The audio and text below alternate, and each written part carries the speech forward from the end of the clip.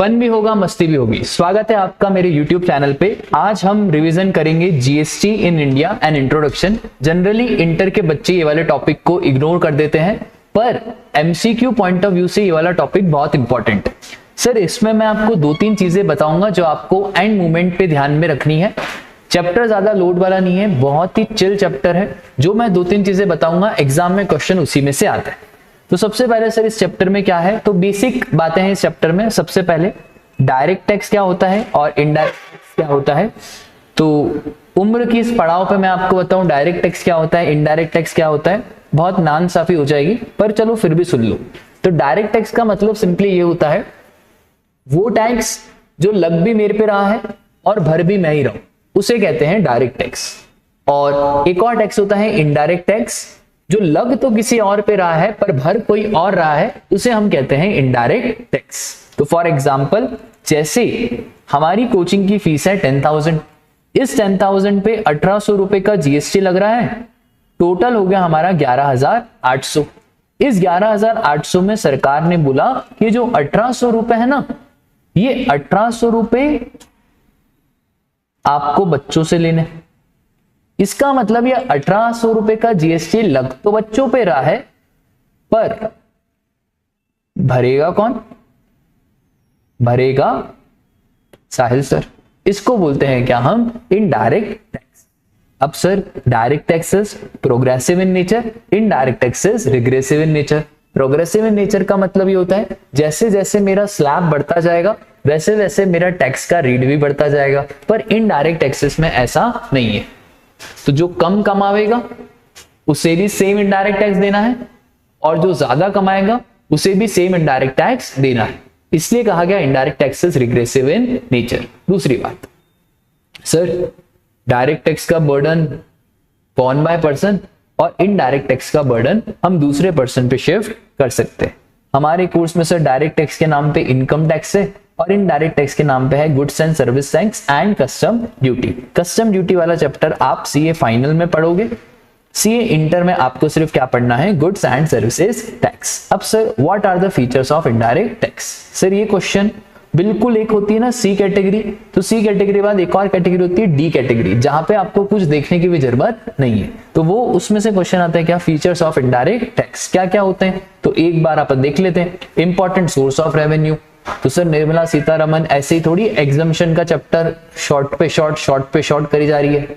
तो बहुत ज्यादा कलेक्शन है जीएसटी का, जितना इनकम टैक्स का कलेक्शन है उतना ही हमारे जीएसटी का कलेक्शन रहता है। 2 लाख करोड़ का टारगेट महीने में है हमारे जीएसटी के कलेक्शन का, तो इतना इंपॉर्टेंट सोर्स ऑफ रेवेन्यू है। तो देखो ना यार, indirect tax contribute more than 50% of the total tax revenue. Sir indirect tax GST is goods and services tax, तो ये हमारा टैक्स लगता है गुड्स और सर्विसेज के ऊपर, ठीक है। इनकम टैक्स लगता है इनकम के ऊपर, जीएसटी लगता है गुड्स एंड सर्विसेज टैक्स, तो ये लगता है हमारा गुड्स एंड सर्विसेज के ऊपर। उसके बाद shifting of burden, sir indirect tax में बर्डन शिफ्ट होता है, डायरेक्ट टैक्स में कोई बर्डन शिफ्ट नहीं होता है। No perception of direct pinch, no perception of direct pinch का मतलब होता है सर इनडायरेक्ट टैक्स लग भी जाता है और पता भी नहीं चलता। डायरेक्ट टैक्स का ऐसा नहीं है, at the end of the year जब मैं अपनी इनकम में से थोड़ा सा टैक्स देता हूं ना, तो इधर दिल में बहुत चुभता है, पर इनडायरेक्ट टैक्स का ऐसा है ही नहीं। आपने न जाने कितनी बार कोई ना कोई गुड्स लिया है, कोई ना कोई सर्विसेज ली है, तो आपने न जाने कितनी बार गुड्स और सर्विसेज खरीदते टाइम दुकानदार को जीएसटी भी दिया है क्या? कभी आपको चुभा क्या? तो सर इनडायरेक्ट टैक्स ऐसा है जो लग भी जाए और चुभे भी नहीं, that is no perception of direct pinch. उसके बाद इन्फ्लेशनरी, तो देखो ना यार, अगर किसी प्रोडक्ट पे जीएसटी का रेट है 18% और कल उस पे रेट कर दिया 28%, तो ऑटोमेटिकली उस कमोडिटी का रेट इंक्रीज हो जाएगा। इसे ही क्या बोलते हैं? इन्फ्लेशनरी। फिर है वाइडर टैक्स बेस। बेटा डायरेक्ट टैक्स तो बहुत ही कम बेस है, क्योंकि उसमें तो सर अगर आप 2.5 लाख से ज्यादा कमाओगे तो जाके आप टैक्सेबल पर्सन बनोगे, और इंडिया में सर 2.5 लाख रुपए साल के कमाना भी बहुत बड़ी बात है। इनडायरेक्ट टैक्स का ऐसा नहीं है, वो तो हर गुड्स, जितने भी गुड्स हैं, ये माइक हो गया, फिर ये रिमोट हो गया, जितने भी गुड्स हैं, जितनी भी सर्विसेज है, कोचिंग की सर्विसेज है, it covers all the services. ठीक है, तो इसलिए है हमारा wider tax base then promote social welfare. Sir social welfare कैसे प्रमोट करता है? बेटा वो आप खाते हो ना, क्या खाते हो? अरे वो मुकेश, जो मुकेश खाता था, ओहो हाँ सर याद आ गया, टबैको। तो राजा ये जो टबैको है ना, इसको सिन गुड्स कहते हैं। सरकार क्या करती है ना, जो सिन गुड्स होते हैं, जो सिन कैटेगरी के गुड्स होते हैं, जो हार्मफुल गुड्स होते हैं, जो देश को भला पहुंचाने के लिए नहीं है, तो सरकार उन पे जानबूझ करके 28% का जीएसटी लगाती है और ऊपर से कंपनसेशन सेस नाम का एक और टैक्स लगाती है, ताकि इन सिन गुड्स पे हम ज्यादा से ज्यादा पैसे कमा सकें और इनका यूसेज हम डिस्करेज कर सकें। That is known as what? Promotes social welfare. उसके बाद है हमारा रिग्रेसिव इन नेचर। तो डायरेक्ट टैक्स हमारा डिस्क्रिमिनेटरी है, जो ज्यादा कमाएगा उसे ज्यादा टैक्स देना पड़ेगा। इनडायरेक्ट टैक्स जीएसटी का ऐसा नहीं है। तो अंबानी का बेटा भी अगर कोचिंग पे आके कोचिंग ले रहा है तो उधर भी 18% का जीएसटी, और अगर एक गरीब माँ बाप का बेटा भी कोचिंग ले रहा है तो उधर भी 18% जीएसटी। क्या जीएसटी ऐसा डिस्क्रिमिनेट करता है कि अंबानी के बेटे से ज्यादा और इससे कम? तो यार मेरा जीएसटी बहुत ही क्यूटी पाए है, मेरा जीएसटी किसी के साथ डिस्क्रिमिनेट नहीं करता। बोलो बात क्लियर है?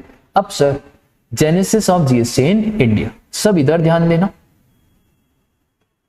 इंपॉर्टेंट है, एमसीक्यू क्वेश्चन बनता है।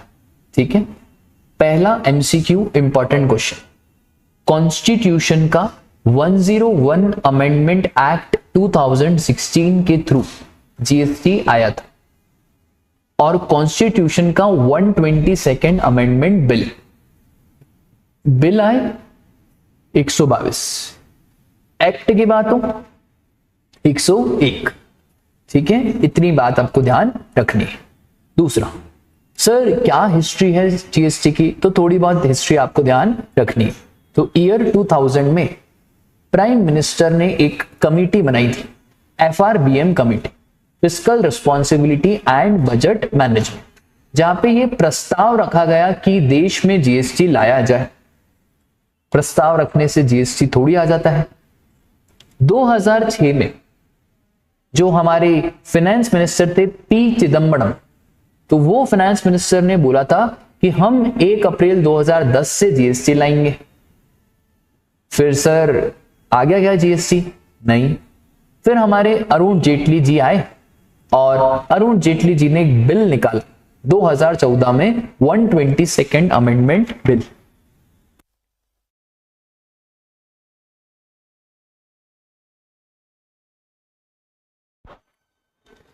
तो 2014 में हमारा आया था 122nd amendment bill.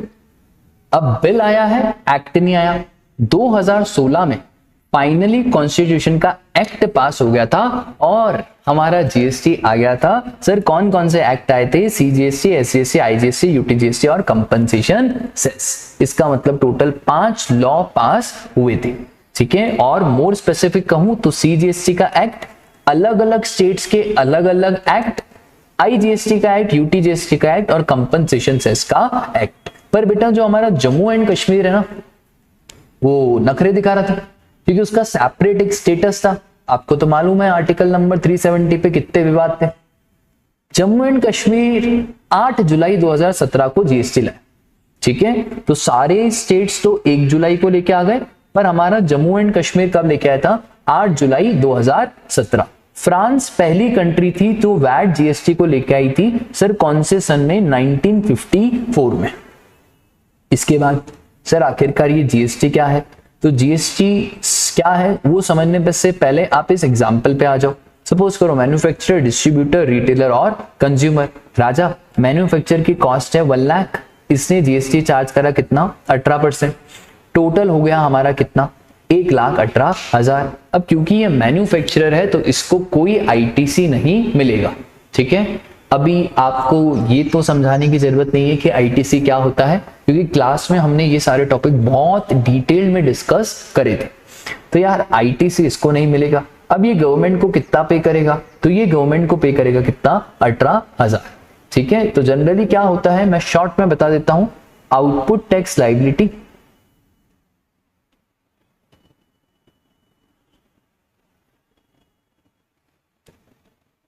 Less input tax credit, बस आपको यही करना है और फिर नेट नेट में पेमेंट आ जाती है। ठीक है, तो यार मैन्युफैक्चरर है 1 लाख, 18% कितना हो गया, 18,000, गवर्नमेंट को पे कर दिया कितना, 18,000। अब जब मैन्युफैक्चरर डिस्ट्रीब्यूटर को सेल करेगा, सर लॉजिक सी बात है, ये जो डिस्ट्रीब्यूटर है ये अपना प्रॉफिट वॉफिट भी तो जोड़ेगा।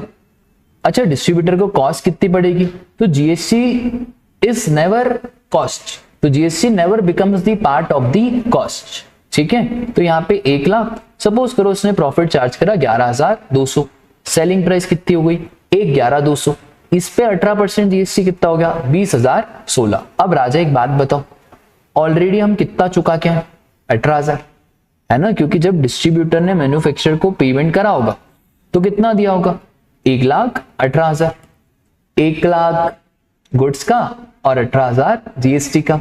इसका मतलब क्या मैं ये कह सकता हूं कि 18,000 जीएसटी का पैसा ऑलरेडी गवर्नमेंट ऑफ इंडिया के पास जा चुका है। ठीक है, क्योंकि यार मैन्युफैक्चरर तो देगा ना 18,000 किसको, गवर्नमेंट ऑफ इंडिया को। इसका मतलब सर ये तो बनी बात है कि 18,000 गवर्नमेंट ऑफ इंडिया को ऑलरेडी जा चुका है। सर दूसरी जो मुद्दे की बात है वो इतनी सी है कि सर जब ये जीएसटी 20,016 चार्ज कर रहा है तो क्या ये 20,016 पे करेगा, राजा 18,000 तो ऑलरेडी दे चुके हैं, तो 20,016 में से 18,000 माइनस करने के बाद जो बचा 2,016 वही ये देगा। अच्छा सर मजे की बात बताऊं, तो प्रॉफिट है 11,200 और इस 11,200 का जैसे ही आप 18% करोगे ना तो आएगा क्या आपके पास 2,016। ठीक है, उसके बाद है हमारा कौन, रिटेलर। तो उसके बाद जब हमारा रिटेलर है सर उसका कैसा क्या करना है, तो रिटेलर का तो बहुत ही सिंपल है, वापस से 11,200 क्योंकि जीएसटी कॉस्ट का पार्ट नहीं बनेगा, 11 फिर प्रॉफिट 1,32,740, इसके बाद जीएसटी आया 18%। अब राजा एक बात बताओ, रिटेलर ऑलरेडी डिस्ट्रीब्यूटर को कितना दे के आया है, तो सर रिटेलर ने डिस्ट्रीब्यूटर को जब दिया होगा ना तो 11,200 दिया होगा प्लस 20,016 दिया होगा जीएसटी के नाम का। अब 24,451.20 माइनस 20,016 तो ऑलरेडी देखे है, तो बचा कितना 4,435.20, बस ये गवर्नमेंट को देना है। अच्छा सर वैल्यू एडिशन कितना हुआ है, तो यार वैल्यू एडिशन भी हुआ है 24,640, इसका 18% हो गया 4,435.20। वैल्यू एडिशन का मतलब जनरली ये होता है कि सामने वाले ने कितने ओवरहेड्स लगाए, कितने इनडायरेक्ट एक्सपेंसेस लगाए, कितना प्रॉफिट जोड़ा, सामने वाले ने कितनी क्या वैल्यू ऐड करी। ठीक है, अल्टीमेटली सर कंज्यूमर वो आखिरी कड़ी है जो बेचारा क्रेडिट नहीं ले पाएगा, तो सर कंज्यूमर को कितने का पड़ेगा 135,840 प्लस 2,445.1, तो टोटल कॉस्ट पड़ गई हमारा कितना 160,291। क्या सर यहाँ पे कोई आईटीसी रहेगा, तो राजा अब तो कोई कंज्यूमर को आईटीसी नहीं मिलेगा। और मजे की बात यह है कि जितना यहाँ पे पे करके है 18,000, 2,016, 4,435, इन सबको जोड़ोगे तो अल्टीमेटली वही आएगा जो कंज्यूमर पे करेगा, क्योंकि जो जीएसटी है ना वो ना तो मैन्युफैक्चरर की जेब से जाएगा, ना डिस्ट्रीब्यूटर की जेब से जाएगा और ना ही रिटेलर की जेब से जाएगा। सर फिर ये जीएसटी किसकी जेब से जाएगा, तो जीएसटी जाएगा हमारे कंज्यूमर की जेब से। बोलो माता रानी की जय। ठीक है, बोलो बात क्लियर है। अब बस सर अब इसके कंसेप्ट ऑफ जीएसटी कि आखिरकार क्या है ये जीएसटी, तो सबसे पहले वैल्यू एडेड टैक्स हमने ऑलरेडी देख लिया, जितनी जितनी वैल्यू ऐड होते जा रही है उस पे टैक्स देना है। कंटिन्यूअस चेन ऑफ क्रेडिट, अगर भाई आपने ऑलरेडी पे कर दिया है तो अगली स्टेज में आप क्रेडिट ले लेना, तो मैन्युफैक्चरर को क्रेडिट नहीं मिलेगा पर होलसेलर जब मैन्युफैक्चरर को पे करेगा क्रेडिट ले लेगा, रिटेलर जब होलसेलर को पे करेगा क्रेडिट ले लेगा। अच्छा कंज्यूमर को भी क्रेडिट नहीं मिलेगा। उसके बाद burden is borne by final consumer and no cascading of tax। Sir ये cascading of tax क्या होता है? cascading of tax का सिंपली मतलब होता है कि टैक्स ऑन टैक्स नहीं हुआ। ठीक है सर, कैसे नहीं हुआ टैक्स ऑन टैक्स? राजा 1/11/200 में क्या टैक्स का अमाउंट शामिल था? नहीं शामिल था, क्योंकि मैंने आपको बोला कॉस्ट में कितना लेना, 1 लाख। अगर मैं 1,18,000 लेता तो दिक्कत हो जाती, तो फिर पता है क्या हो जाता? टैक्स ऑन टैक्स हो जाता। तो यहाँ पे टैक्स ऑन टैक्स नहीं हुआ, उसी चीज को बोलते हैं हम क्या? Cascading effect. तो that is no cascading of taxes. बोलो बात क्लियर है क्या? चलो आगे बढ़ते हैं। सर क्यों जीएसटी आया? कोई तो वजह रही होगी ना जीएसटी आने की। तो यार पुराने टैक्सेस में जो कमी थी उसको दूर नहीं कर पा रहे थे, तभी जन्म हुआ था किसका? गुड्स एंड सर्विसेज टैक्स का। तो सर आखिरकार पुराने टैक्सेस, पुराने सिस्टम में क्या क्या कमी थी? तो यार सबसे पहले कमी थी कि हमें यही नहीं समझ में आता था कि गुड्स किसको बोले, सर्विसेज किसको बोले। जैसे सॉफ्टवेयर, तो सॉफ्टवेयर गुड्स है कि सर्विसेज है? अगर सर आप उसको गुड्स मान लोगे तो फिर टैक्स लगाना पड़ेगा, सर्विस मान लोगे तो वापस टैक्स लगाना पड़ेगा। रेस्टोरेंट पता ही नहीं चल रहा है गुड्स है कि सर्विसेज है। इस चीज को बोला जाता था क्या? Double taxation. डबल टैक्सेशन का मतलब क्या होता है कि सर गुड्स एंड सर्विसेज का डिफरेंस ही मालूम नहीं पड़ता था। ठीक है, एक और चीज देखो, पहले क्या होता था? 1000 रुपए की वैल्यू, इस पे 12.5% एक्साइज ड्यूटी लगी, टोटल हो गया 125। अब सर हमने जैसे ही टोटल करा तो हो गया 1125। एक्साइज ड्यूटी हमारी लगती थी मैन्युफैक्चरिंग पे। फिर वैट, जब हम इंट्रा स्टेट सेल करते थे तो हम क्या लगाते थे? वैट। अब भाई वैट जब आप लगा रहे हो तो आप वैट किस पे लगा रहे हो? 1125। और यार 1125 में तो 1000 रुपए प्लस 125 रुपए, इसका मतलब जब ये 160.88 वैट लगा तो सर इसमें तो 1000 रुपए पे भी लग गया, जैसे 14.30 तो 143 इस पे लग गया, और 125 का 14.30 17.87 ये इस पे लग गया। अभी दिक्कत किस बात की है? सर ये तो सरासर जागती है। क्यों भाई? 125 पे आपने वापस से टैक्स लगा दिया। This is what? Tax on tax. This is what?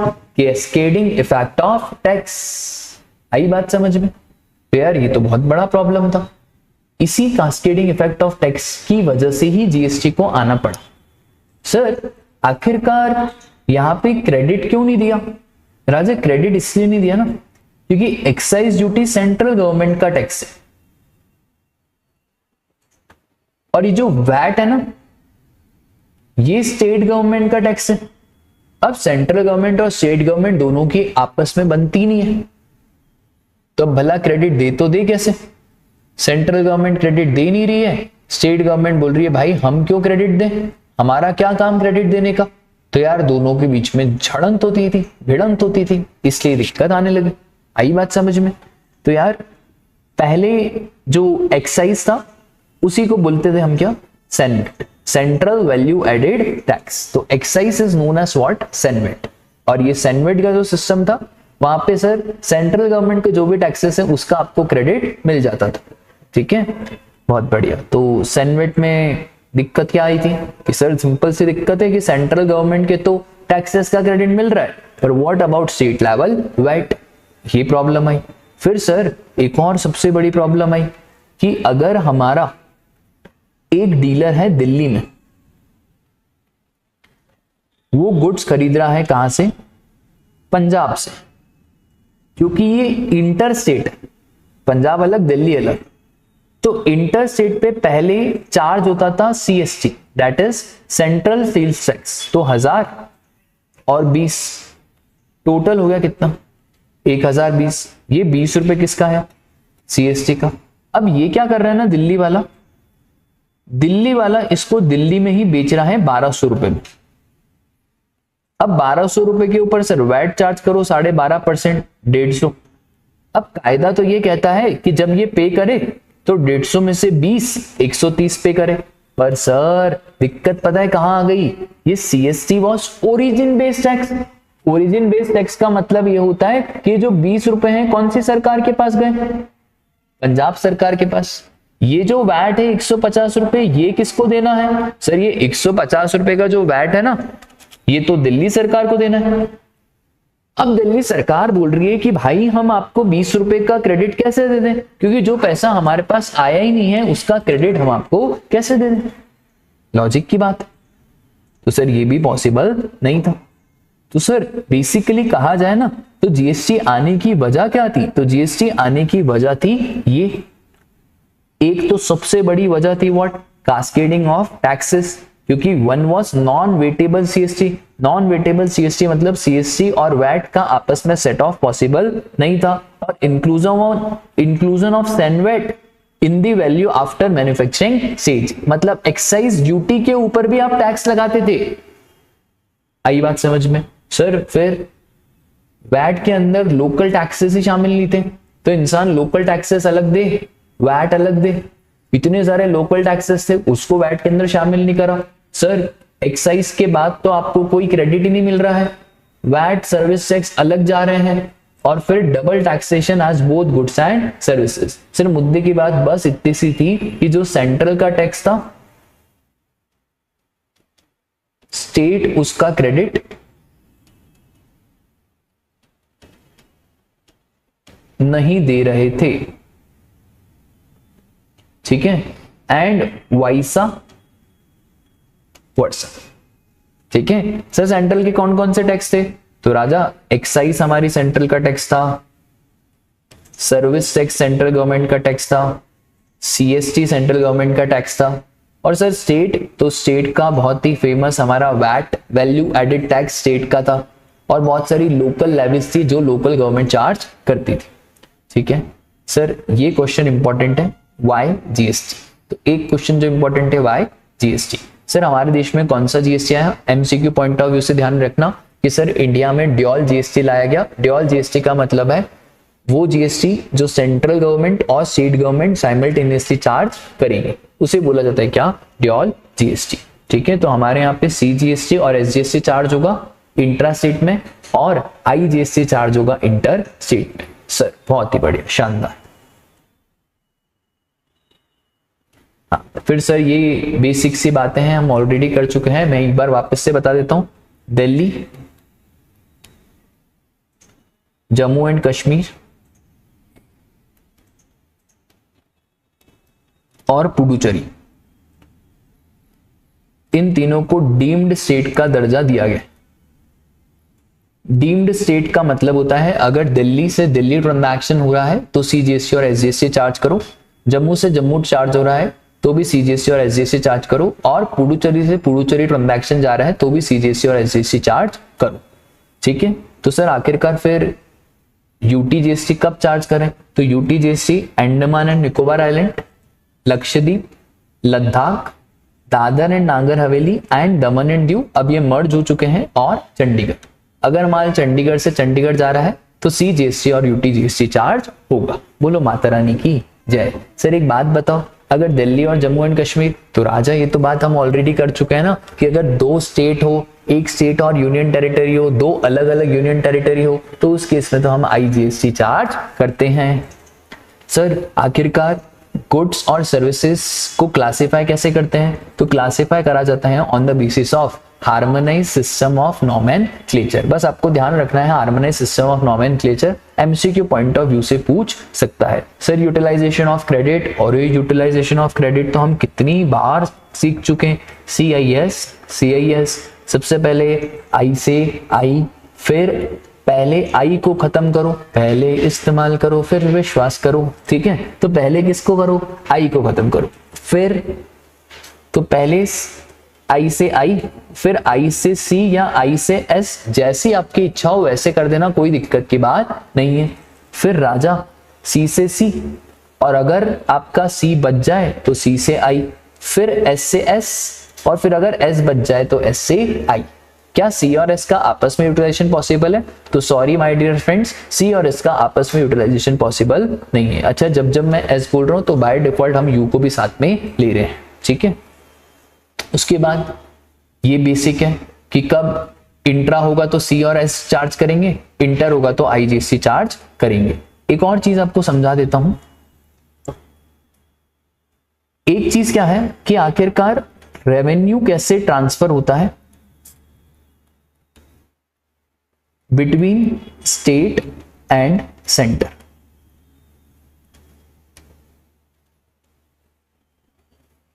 देखो ध्यान से, बहुत ही बच्चों जैसी बात है, कोई लोड मत लेना, इसमें बच्चे जनरली कंफ्यूज हो जाते हैं। मैं आपको सिंपल ट्रिक बता रहा हूं।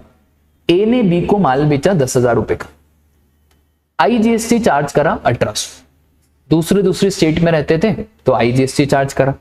सर ए ने बी को माल बेचा 10, आईजीएसटी 1800, टोटल हो गया 11,800। अब बी ने सी को फर्दर माल बेचा। अब जब बी ने सी को फर्दर माल बेचा तो प्रॉफिट जोड़ेगा, तो इसने प्रॉफिट जोड़ा 20%, टोटल हो गया कितना? 12,000। सीजीएसटी 9%, एसजीएसटी 9%, 1,080, टोटल हो गया कितना? 14,160। अब देखो सीजीएसटी 1,080, तो सबसे पहले तो मैंने आपको अभी सिखाया यूटिलाइजेशन। मेरे पास आईजीएसटी पड़ा है 1800, तो यार सर आप इसको यूज कर लो। तो 1800 में से 1,080 मैंने यूज करे, बचा कितना? नील।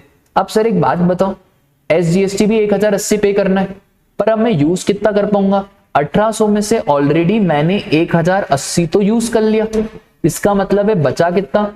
720। तो अब मैं 720 यूज कर लूंगा, इसका मतलब है नेट में 360 रुपए स्टेट गवर्नमेंट को चले जाएंगे।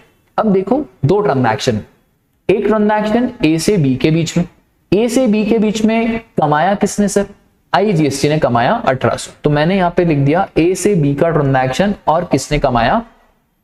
सेंट्रल गवर्नमेंट, क्योंकि आईजीएसटी सेंट्रल गवर्नमेंट। अब बी टू सी के ट्रांजैक्शन में सर पता है किसने कमाया? तो बी टू सी के ट्रांजैक्शन में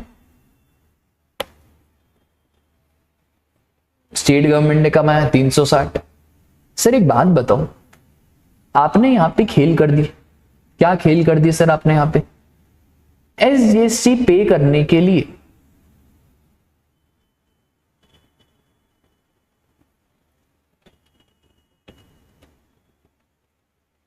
आईजीएसटी को यूज करा,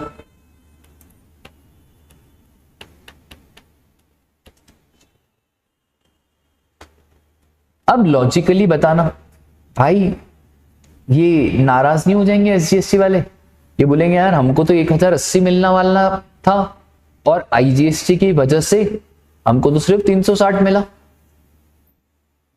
तो सेंट्रल गवर्नमेंट को कुछ तो करना चाहिए। तो अब पता है क्या होगा? ये 720 रुपए सेंट्रल गवर्नमेंट ट्रांसफर कर देगी कहां पे? स्टेट गवर्नमेंट को। तो 720 रुपए यहां से गए और 720 रुपए यहां पे प्लस हो गए। अल्टीमेटली सर रेवेन्यू सेंट्रल के पास बचा 1,080 और स्टेट के पास भी 1,080, और मजे की बात यह है ये अल्टीमेटली वही बचेगा जो हमारा लास्ट ट्रांजैक्शन होगा। तो आपको जितने भी ट्रांजैक्शंस करने, ए ने बी को करा, बी ने सी को करा, अल्टीमेटली आपको बस याद क्या रखना है? आपको ये याद रखना है कि अगर एसजीएसटी पे करने के लिए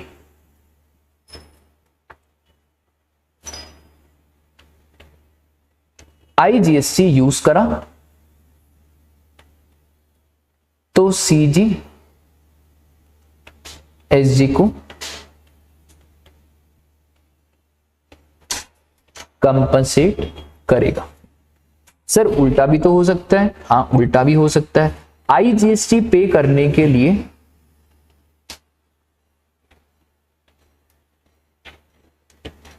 एसजीएसटी यूज करा तो एसजी सीजी को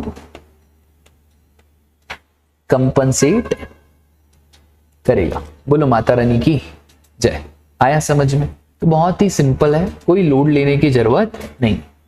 चल आगे सर हमारा जो जीएसटी है वो जीएसटी कॉमन पोर्टल है www.gst.gov.in। सरकार ने बहुत सारे जीएसपी और एएसपी बनाए से, तो GSP is goods and service tax Suvidha providers, ASP is application service providers. ठीक है, तो ये बहुत सारी एप्लीकेशंस हैं और ये जीएसटी की मदद के लिए बहुत सारे सुविधा प्रोवाइडर्स बनाए। उसके बाद sir compensation cess. Compensation cess, अगर कोई भी स्टेट गवर्नमेंट को नुकसान हो जाता है जीएसटी के आने से तो सेंट्रल गवर्नमेंट उसको 5 साल के लिए कंपनसेट करेगी। अब ये कंपनसेशन सेस उसी वैल्यू पे लगेगा जिस वैल्यू पे हमारा जीएसटी लगता है। ये कंपनसेशन सेस कब तक लगेगा सर? तो पहले तो लिमिट 30 जून 2022 तक थी, अब सरकार ने लिमिट बढ़ा दी है और कब तक कर दी है सर? 31 मार्च 2026। तो एक एमसीक्यू पॉइंट ऑफ व्यू से क्वेश्चन बन सकता है कि कंपनसेशन सेस कब तक लगा सकते हैं? 31 मार्च 2026। सर जीएसटी क्या है? Tax on goods and services. ठीक है, बहुत सारे लोग बोलते हैं goods and service tax, that is wrong. The correct pronunciation is goods and services tax. Sir किस किस पे जीएसटी नहीं लगता है? तो सर अभी तो सब पे ही जीएसटी लगता है, but alcoholic liquor for human consumption, petroleum crude, diesel, petrol, ATF that is aviation turbine fuel and natural gas, इन सब पे जीएसटी की बात नहीं होती है। क्यों नहीं होती है सर? स्टेट गवर्नमेंट को भारी रेवेन्यू मिलता था, एक तो बाटल से, बाटल तो बॉटल से स्टेट गवर्नमेंट को भारी रेवेन्यू मिलता था। तो स्टेट गवर्नमेंट ने बोला भाई बाटल को तो आउट करो। इनफैक्ट कॉन्स्टिट्यूशन में से ही बॉटल को आउट कर दिया। तो जो कॉन्स्टिट्यूशन में गुड्स की डेफिनेशन दी है एज पर आर्टिकल 366, वहां पे लिखा हुआ है goods does not include alcoholic liquor for human consumption. ठीक है सर, इसके ऊपर कभी जीएसटी नहीं लगेगा। पेट्रोलियम, इसके ऊपर भी बहुत पैसे मिलते हैं स्टेट गवर्नमेंट को, तो petroleum crude, diesel, petrol, aviation turbine fuel, natural gas, इसके ऊपर आज जीएसटी नहीं लगता, पर जब हमारा काउंसिल रिकमेंड कर देगा तब जीएसटी लगा दे। सर एक बात बताओ, टबैको का क्या है? तो टबैको हो गया, फिर एक हो गया अपना ओपीएम, इंडियन हैम्प, इनके ऊपर जीएसटी भी लगता है और सेंट्रल एक्साइज ड्यूटी भी लगती है। ठीक है सर, टबैको पे जीएसटी और दोनों लगता है तो महंगा हो जाएगा। हाँ, तो महंगाई तो करना है सरकार को। ठीक है, वैसे ही राजा ओपीएम और इंडियन हैम्प है ना, तो ओपीएम, इंडियन हैम्प, भांग, चरस, गांजा, इसके ऊपर भी स्टेट एक्साइज लगता है और इसके ऊपर जीएसटी भी लगता है। ठीक है, तो ये ध्यान रखने वाली बात है, एमसीक्यू में कभी पूछ लिया। सर दूसरा इंपॉर्टेंट क्वेश्चन, आखिरकार क्या क्या सोचा गया जब टैक्सेस को जीएसटी के अंदर सब सम्यूम करा गया? तो कुछ तो सोचेंगे ना कि ऐसे सारे टैक्सेस को सब सम्यूम कर देंगे। तो यार सरकार ने बोला कि सबसे पहले तो इनडायरेक्ट टैक्सेस होने चाहिए। Direct taxes should not be subsumed, indirect taxes should be subsumed. फिर सर जिसको सबसम्यूम करना है वो ट्रांजैक्शन चेन का पार्ट होना चाहिए। ट्रांजैक्शन चेन का पार्ट मैन्युफैक्चर से लेकर शुरू होते ही consumption of goods and services तक जाता है। सर जब सबसम्यूम करेंगे तो sir free flow of tax credit होना चाहिए, इसलिए तो इंटर में हमने जानबूझ करके क्या लगाया? आईजीएसटी, ताकि क्रेडिट में कोई रुकावट ना आए और रेवेन्यू फेयरनेस रहना चाहिए to both union and state.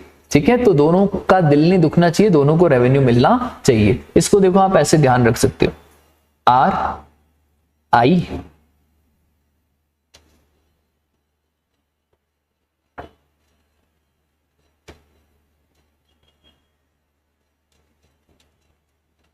हाँ, तो आप इसको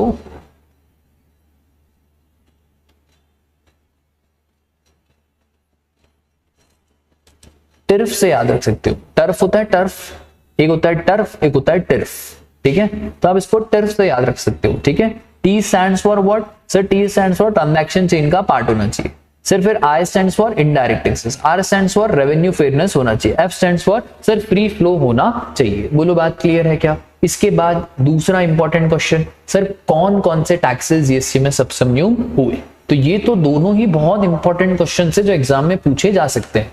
सर बात करें हम सेंट्रल टैक्सेस की, तो central excise duty, additional excise duty, फिर service tax, excise duty under medicinal and toilet preparation, CBD, special CBD. Sir ये सीबीडी क्या है? CBD is countervailing duty. और special CVDs, special countervailing duty, custom की duties हैं, इनको भी subsumed कर दिया। सेंट्रल सेल्स टैक्स और central surcharge and cesses. Sir state में किस किस को, तो यहाँ पे सेंट्रल, तो यहाँ पे स्टेट। फिर एंटरटेनमेंट टैक्स बस लोकल बॉडीज के टैक्स को हटा के, लॉटरी, बैटिंग, गैम्बलिंग का tax, entry tax, VAT, luxury tax और टैक्सेस ऑन एडवर्टाइजमेंट, ये सारी पावर दी जाती थी किसको, स्टेट टैक्सेस को। तो ये सेंट्रल के और स्टेट के। सर नाम याद हो जाएंगे, ठीक है, तो 4-4, 5-5 नाम याद रखना, कोई बड़ी बात नहीं है, एक बार पढ़ोगे तो ऑटोमेटिकली नाम याद हो जाएंगे। अब sir last topic, constitutional provision. Sir ये कॉन्स्टिट्यूशनल प्रोविजन क्या है कि कॉन्स्टिट्यूशन में अमेंडमेंट करना पड़ा था, तो जीएसटी लाना इतना आसान तो था नहीं, तो कुछ कुछ हमारे कॉन्स्टिट्यूशन के प्रोविजन है, मैं बता दूंगा कौन सा आपको ध्यान रखना है। सबसे पहले आर्टिकल 265 सिंपल सी बात कहता है कि कोई भी टैक्स आप ना तो लेवी कर सकते हो और ना ही कलेक्ट कर सकते हो जब तक आपको लॉ अथॉरिटी ना दे। तो अगर लॉ अथॉरिटी देगा तब जाके ही आप टैक्स को लेवी या कलेक्ट कर पाओगे। फिर आर्टिकल नंबर 245, आर्टिकल 245 सिंपल सी बात ये कहता है कि आखिरकार कौन लॉ बनाएगा। तो 245 ने बोला कि जो पार्लियामेंट है ना, पार्लियामेंट लॉ बनाएगा for the whole or any part of territory of India. मतलब पूरे इंडिया लेवल का लॉ बनाना हो तो किसके पास पावर है, पार्लियामेंट। स्टेट के पास पावर है to make the law for the whole or part of the state, ठीक है। एक और चीज, पार्लियामेंट ने अगर कोई लॉ बनाया तो उसको हम इनवैलिड नहीं मान लेंगे just because it is extra territorial operation. Extra territorial operation का मतलब क्या होता है, सर देखो जो हमारा इंडिया रहता है ना,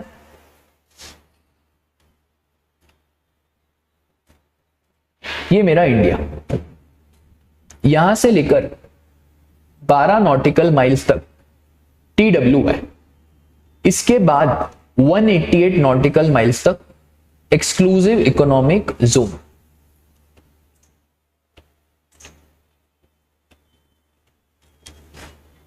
सर एक बात बताओ, अगर यहां पे कोई लॉ बनाया पार्लियामेंट तो क्या इनवैलिड मान लेंगे? तो यार देखो लॉ मेकर बहुत शातिर है, कॉन्स्टिट्यूशन में पहले ही लिख दिया कि अगर कल को हम अगर कोई एक्स्ट्रा टेरिटोरियल ऑपरेशन में लॉ बना रहे तो भी हम उसको इनवैलिड नहीं मानेंगे, ठीक है। तो ये सिंपल सी बात है।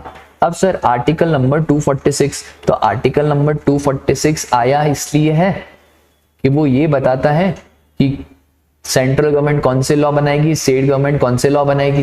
तो 3 लिस्ट होती है, union list, state list, concurrent list. ये वाली लिस्ट आपने डायरेक्ट टैक्स में भी पढ़ी होगी। यूनियन लिस्ट सर वो सारे मैटर्स जहां पे पार्लियामेंट के पास एक्सक्लूसिव राइट है to make the laws. State list वो सारे मैटर्स जहां पे स्टेट गवर्नमेंट के पास राइट है लॉ बनाने का। और कॉन्करेंट लिस्ट जहां पे सेंट्रल और स्टेट गवर्नमेंट दोनों के पास राइट है लॉ बनाने का। जीएसटी के लिए हमें दोनों को पावर्स देनी थी, राइट की पावर्स भी, कलेक्शन की पावर्स भी। इसके लिए हमने आर्टिकल 246 को अमेंड करा और हम लेके आए आर्टिकल 246A। तो ये बिल्कुल ध्यान रखने वाली बात है कि जीएसटी के लिए खास आया था आर्टिकल 246A, जो साइमल्टेनियसली पावर देता है सेंट्रल और स्टेट गवर्नमेंट को एक टैक्स चार्ज करने की, जिसका नाम है goods and services tax. Sir कौन सा अमेंडमेंट हुआ था? तो राजा अमेंडमेंट हुआ था मेरा 101 अमेंडमेंट एक्ट 2016, ठीक है। तो सर आखिरकार कॉन्स्टिट्यूशन में अमेंडमेंट क्यों आया था?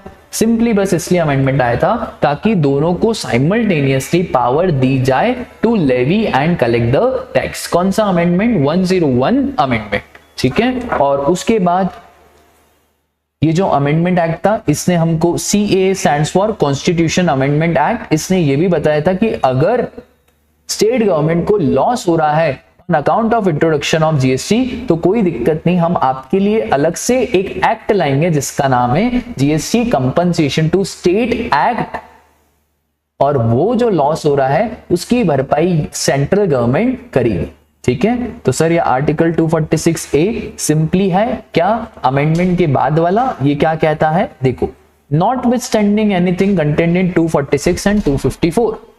नॉटविथस्टैंडिंग का मतलब होता है तेल लेने गया कि भले 246 और 254 में जो भी लिखा हो उससे कोई लेना देना नहीं है, हमको किससे लेना देना है, हमको जो इसमें लिखा है उससे लेना देना है। ये क्या कह रहा है कि सर पार्लियामेंट लॉ बनाएगी on all the matters relating to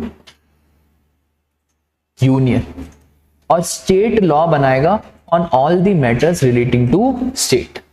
ठीक है, और हम दोनों मिलके काउंसिल बनाएंगे जिसका नाम है goods and service tax council. तो यार आर्टिकल 246A ने पावर दी है, सेंटर लॉ बनाएगा इंटर स्टेट सप्लाई के केस में। तो यार राजा, प्लेस ऑफ सप्लाई का जो चैप्टर है ना, मैंने वहां पे आपको क्या कहा था कि प्लेस ऑफ सप्लाई के लॉज बनाए हैं कहां पे, IGST एक्ट में। क्यों? क्योंकि प्लेस ऑफ सप्लाई का मुद्दा ही बात करता है इंटर स्टेट या इंट्रा स्टेट की। तो यार इंटर स्टेट के सारे लॉ कौन बनाएगा, सेंट्रल गवर्नमेंट बनाएगी। ठीक है, और सर ये तो हमने ऑलरेडी देख लिया किस किस के ऊपर अभी जीएसटी के बाद नहीं होती है। उसके बाद आर्टिकल 269A, 269A ये जो जीएसटी काउंसिल का गठन हुआ है, दिस इज आर्टिकल 269A। ठीक है, तो ये सर 269A की कुछ कुछ बातें हैं, देख लेते हैं आओ। तो सबसे पहले इंटर स्टेट ट्रेड और कॉमर्स में IGST लगेगा, और ये IGST का लॉ कौन बनाएगा, सेंट्रल गवर्नमेंट बनाएगी, और ये IGST बढ़ जाएगा।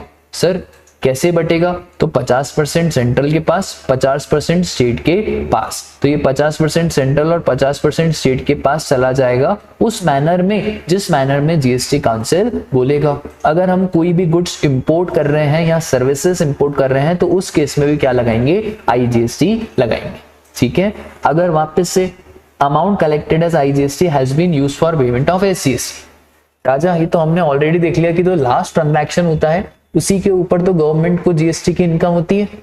तो IGST का अमाउंट आपने SGST के लिए यूज करा है या वाइसा वर्सा, तो ये आपके कंसोलिडेटेड फंड ऑफ इंडिया का पार्ट नहीं बनेगा। ठीक है, क्योंकि सेंटर और स्टेट के वापस के ट्रांजैक्शंस कभी भी कंसोलिडेटेड फंड ऑफ इंडिया के पार्ट नहीं बने। ठीक है, उसके बाद 269A बात करता था हमारा इंटर स्टेट सप्लाई की, जो जीएसटी काउंसिल है वो है 279A। ठीक है, तो मैंने आपको शायद पहले गलत बोल दिया था, 269A is for inter state supply और 279A is for GST council. Sir article 270 बात करता है सिंपल कि आखिरकार सेंटर और स्टेट के बीच में कैसे पैसे का बंटवारा होगा, वो बात करता है आर्टिकल 270। तो भाई प्रेसिडेंट के ऑर्डर के बाद और रिकमेंडेशन ऑफ फाइनेंस कमीशन, उसके बाद हम पैसे का बंटवारा करेंगे। ठीक है, तो कैसे हम बांटे, IGST का पैसे कैसे बांटे, इनफैक्ट जो CGST का पैसा होता है वो भी पूरे सेंट्रल गवर्नमेंट का नहीं होता है, उसको भी बांटना पड़ता है। तो कब कैसे बांटते हैं, तो जैसे फाइनेंस कमीशन के रिकमेंडेशन के बाद बांटा जाता है। एक MCQ क्वेश्चन अगर बहुत टफ बनाना हो तो ये बना सकते हैं कि किसका रिकमेंडेशन लेना जरूरी है फॉर डिस्ट्रीब्यूटिंग द फंड्स। और उसके बाद लास्ट से मेरा GST council that is article 279A। GST council बहुत ही सिंपल है, ये बोलता है कि भाई जीएसटी के काउंसिल में कौन कौन से मेंबर्स बैठेंगे, तो सेंटर और स्टेट दोनों मिलके एक काउंसिल बनाएंगे जिसको बोला जाएगा जीएसटी काउंसिल। तो सर जीएसटी काउंसिल में कौन कौन से मेंबर बैठेंगे, तो सबसे पहले union finance minister is the chairperson. Sir कौन है हमारी यूनियन फाइनेंस मिनिस्टर, तो राजा निर्मला सीतारमन अकेली लेडी है जो मिनिस्ट्री ऑफ कॉर्पोरेट अफेयर्स भी संभाल रही है और वही लेडी है जो मिनिस्ट्री ऑफ फाइनेंस भी संभाल रही है। तो यार हमारा और पूरे देश का सैल्यूट है ऐसी लेडी को। आप भी लड़कियां फटाफट से पढ़ाई करो, चार्टर्ड अकाउंटेंट्स बनो और देश का नाम रोशन करो।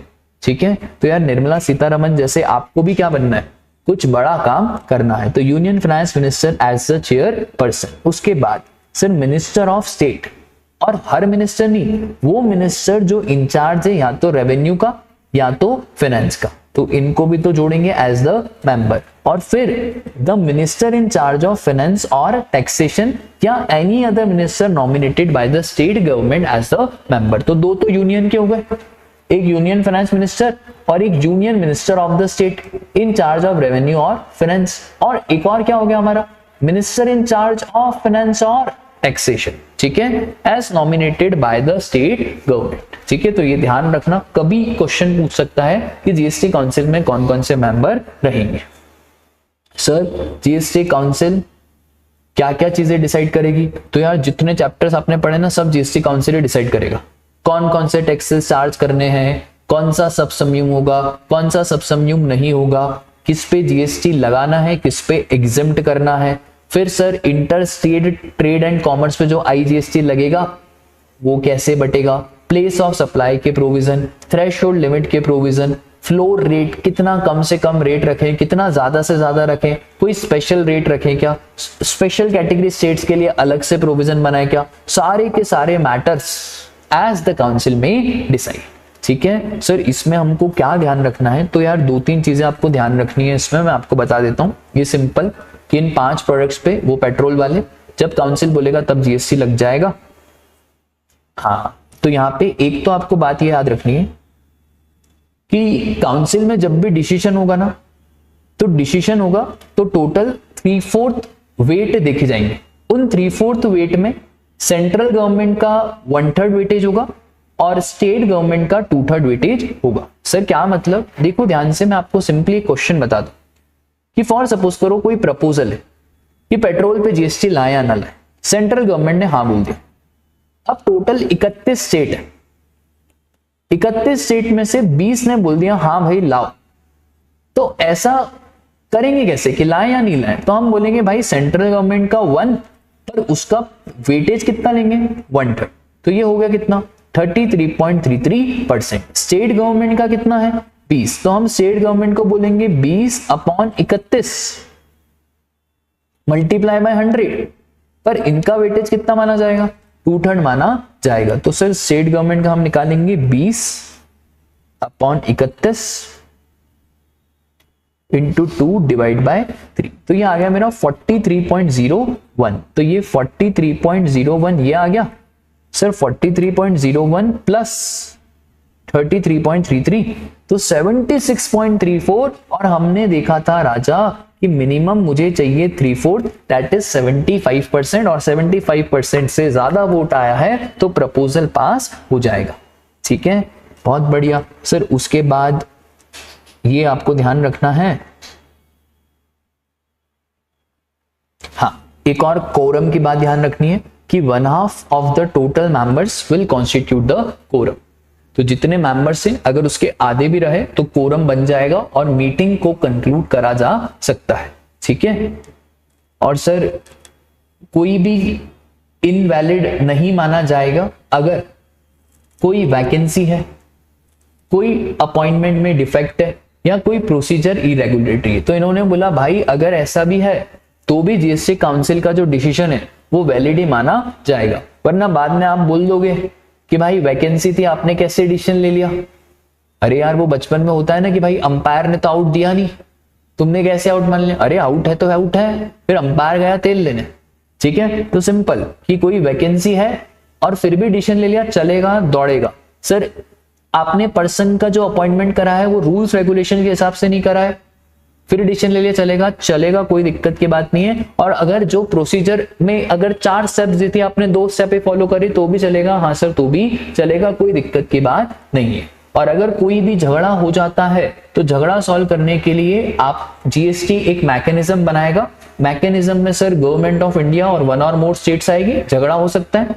गवर्नमेंट ऑफ इंडिया और स्टेट्स का झगड़ा हो सकता है, ठीक है, बहुत सारी स्टेट्स का, या 2 और 2 से ज्यादा स्टेट्स का भी झगड़ा हो सकता है। ठीक है, बोलो बात क्लियर है क्या? तो यार ये वाला चैप्टर आपका खत्म होता है। अगर आपको वीडियो अच्छी लगी हो तो लाइक करें, शेयर करें और इसी तरह से चैनल को अपना प्यार देते रहें। Thank you.